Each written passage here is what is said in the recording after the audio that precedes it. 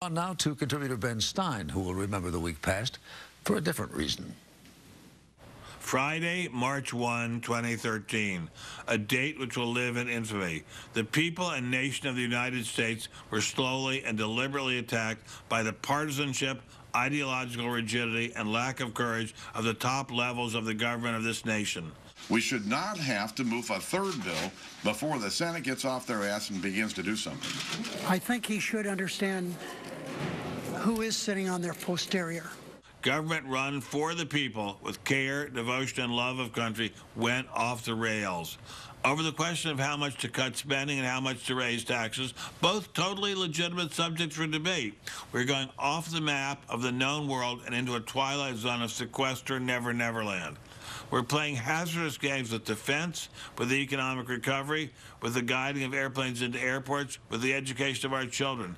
In the midst of a highly tentative and slow recovery from a terrible recession, we're threatening to throw tens of thousands, maybe hundreds of thousands into the unemployment lines. I get the points on both sides. The Democrats want the rich to pay more tax, and I completely agree. The rich should pay more, and the middle class should have some skin in the game, too.